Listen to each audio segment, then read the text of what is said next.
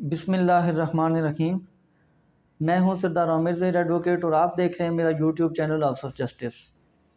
Viewers, आज बात करेंगे कि ऐसी कौन सी वजूहात हैं कि जिन वजूहात की बिना पर एक वारिस अपने मोरिस की जायदाद से महरूम हो जाता है। अब वरासत किसी की भी हो, चाहे वो मर्द है या औरत है, तो जब वो उसकी डेथ हो जाती है तो उसकी विरासत जितनी भी होती है, उसके लीगल एयर्स जो होते हैं, उसके कानूनी और शरई वारसान जितने भी होते हैं, उनमें तकसीम की जाती है। जायदाद चाहे मूवेबल हो या इमूवेबल हो, वो जब भी मरने वाला मर जाता है, उसके जो कफन दफन का ख़र्चा है, सबसे पहले उसकी विरासत से वो निकाला जाता है। उसके बाद अगर उसकी बीवी का हक महर मरने वाले के ज़िम्मा वाजिबुल अदा है तो वो हक महर निकाला जाता है, और उसके बाद जो बचता है तो वो उसके कानूनी और शरई वारसान जितने भी होते हैं उनमें तकसीम किया जाता है। अब जितने भी लीगल एयर्स होंगे उन सब को अपने मोरिस की जायदाद से हिस्सा ज़रूर मिलेगा, लेकिन कुछ वजूहात ऐसी होती हैं कि जिनकी बिना पर एक वारिस अपने मोरिस की जायदाद से महरूम हो जाता है। अब वो वजूहात कौन सी हैं, उन पर बात करने से पहले एक रिक्वेस्ट करता चलूँ कि जो भाई मेरे चैनल पर नए हैं या जिन भाइयों ने मेरा चैनल अभी तक सब्सक्राइब नहीं किया, रिक्वेस्ट है उनसे काइंडली मेरे चैनल को सब्सक्राइब कर लें और साथ में जो बेल आइकन दिया गया है उसको भी प्रेस कर दें ताकि मेरी आने वाली वीडियोज़ आप तक पहुँच सकें। तो अब उन वजूहात को डिस्कस करते हैं कि वो कौन सी वजूहात हैं कि जिनकी बिना पर एक वारिस अपने मोरिस की जायदाद से महरूम होता है। तो उसमें जो सबसे पहली वजह है वो है कत्ल। जब कोई भी वारिस अपने मोरिस को कत्ल कर देता है तो वो उसकी जायदाद में हिस्सा नहीं ले सकता। मिसाल के तौर पर एक बेटा है तो वो अपने बाप को कत्ल कर देता है।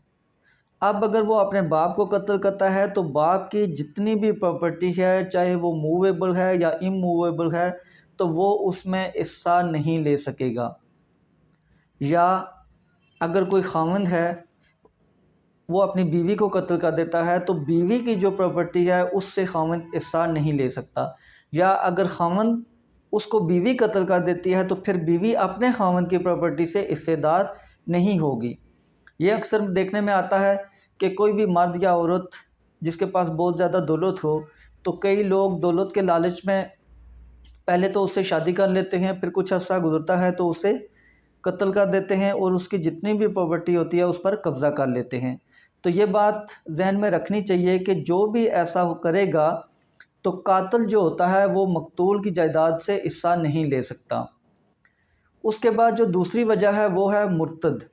मुर्तद का मतलब होता है कि कोई भी आदमी जो अब मुसलमान है लेकिन वक्त गुज़रने के साथ वो दीन इस्लाम को छोड़ के कोई भी और मज़हब इख्तियार कर लेता है तो वो मुर्तद कहलाता है। तो जो भी मुर्तद होगा, चाहे उसने जो भी मज़हब कबूल कर लिया हो लेकिन उसने इस्लाम को छोड़ दिया, तो वो अपने जो मुस्लिम उसका वारिस है, मोरिस है, तो उसकी जायदाद से हिस्सा नहीं ले सकेगा। मिसाल के तौर पर एक वालिद है, उसकी डेथ हो गई, तो अगर उसके 5 बच्चे हैं उनमें एक मुर्तद हो गया तो वो मुर्तद जो है वो हिस्सेदार नहीं होगा, बाकी 4 जो हैं वो हिस्सा ले सकेंगे। तो कोई भी गैर मुस्लिम जो इस दीन इस्लाम को छोड़ के कोई और मज़हब इख्तियार कर ले तो वो किसी मुस्लिम मोरस की जायदाद से हिस्सा नहीं ले सकता। इसके बाद तीसरा जो है वो है ग़ुलाम। तो जो भी ग़ुलाम होगा वो भी अपने मोरिस की जायदाद से हिस्सा नहीं ले सकेगा। हाँ, अगर वो पहले ग़ुलाम था लेकिन जिस वक्त ये जायदाद तकसीम की जा रही है लीगल एयर्स में तो उस वक्त वो आज़ाद है तो फिर तो वो ले सकता है। अदरवाइज़ अगर वो उस वक्त ग़ुलाम है तो वो हिस्सादार नहीं होगा।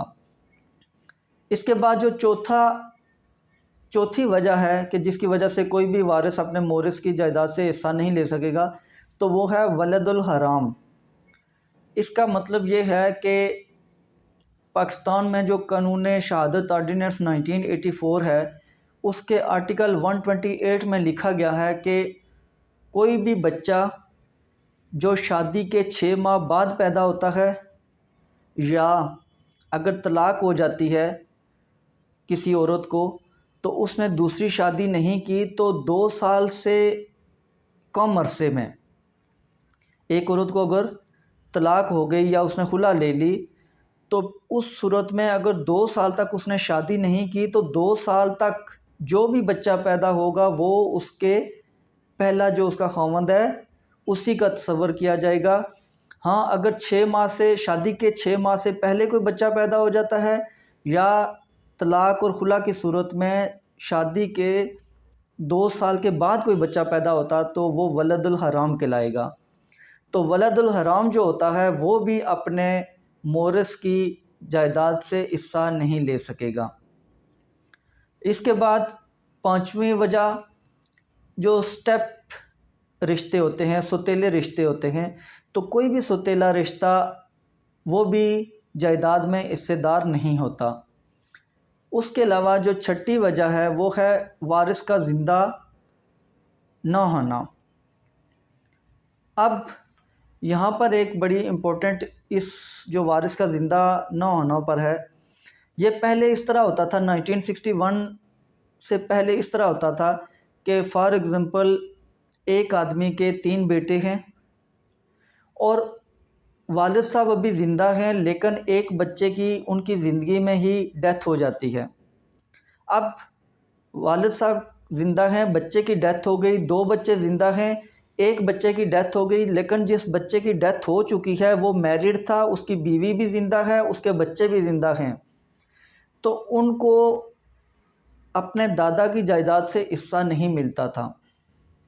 लेकिन 1961 के बाद 1961 में ही एक ऑर्डिनेंस लाया गया जिसके सेक्शन 4 के तहत, जो मुस्लिम फैमिली लॉ ऑर्डिनेंस है, उसकी सेक्शन 4 के तहत ऐसे तमाम लोग, ऐसे तमाम वारिस जिनके वालिद या वालदा उनके दादा की ज़िंदगी में फ़ौत हो गए, तो उनको अपने दादा दादी नाना नानी उनकी विरासत में से हिस्सेदार ठहराया गया। तो अब ये जो वजह है कि वारिस का ज़िंदा ना होना, तो ये इस टाइम शरई तौर पर तो ये ठीक है, लेकिन कानूनी तौर पर जो पाकिस्तान का कानून है उसके लिहाज से ये अब लागू नहीं होती कि 1961 का जो मुस्लिम फैमिली लॉ ऑर्डिनेंस है उसकी सेक्शन 4 के तहत अब यतीम पोता पोती या यतीम नवासा नवासी अपने नाना नानी या दादा दादी की जायदाद में हिस्सादार हैं और वो वही हिस्सा वसूल करेंगे जो उनके वालिद साहब अगर हयात होते तो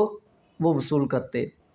अब ये जो section 4 Muslim Family Law Ordinance 1961 है, ये चूँकि गैर शरई है, इस्लाम के उसूलों के मुनाफी है, तो इसे फेडरल शरीयत कोर्ट में चैलेंज किया गया कि चूँकि ये इस्लाम के उसूलों के मुनाफी है लिहाजा इसे कलअदम करार दिया जाए। तो उसमें जो फेडरल शरीयत कोर्ट है उसने साल 2000 में इसको गैर शरई डिक्लेयर कर दिया था।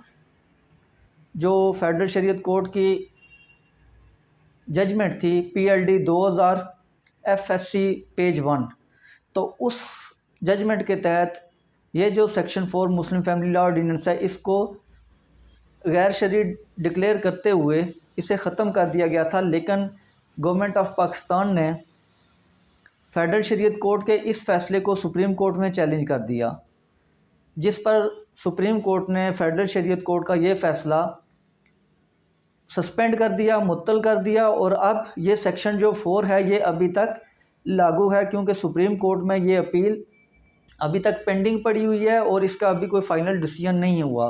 तो जब तक फ़ाइनल डिसीजन नहीं आता तब तक ये section 4 Muslim Family Law Ordinance इस वक्त लागू है, और जो यतीम पोता पोती या यतीम नवासा नवासी हैं तो वो हिस्सेदार अपने नाना नानी या दादा दादी की जायदाद में होते हैं। तो ये आज जो डिस्कस किया मैंने कि वो 6 वजूहात हैं कि जिनकी बिना पर कोई भी वारिस अपने मोरिस की जायदाद से हिस्सा नहीं ले सकता। वो कौन कौन सी हैं? पहली है मोरिस का कत्ल कर देना, दूसरी है मुर्तद दीन इस्लाम को छोड़ देना, उसके बाद है ग़ुलाम, उसके बाद है वलदुल हराम, उसके बाद है पाँचवा सौतेले रिश्तेदार, और लास्ट है वारिस का ज़िंदा ना होना। तो इस वारिस का ज़िंदा ना होना वाली ये अभी लागू नहीं है, बाकी 5 इस वक्त लागू हैं। व्यूअर्स, उम्मीद है आज का लेक्चर पसंद आया होगा। अगर पसंद आया है तो अपना फीडबैक देना ना भूलिए। कमेंट सेक्शन में अपने कमेंट्स ज़रूर किया करें। वीडियो को लाइक करना ना भूलिएगा। इसी के साथ इजाज़त चाहूँगा। अपनी दुआओं में याद रखिएगा। फ़ी अमानिल्लाह।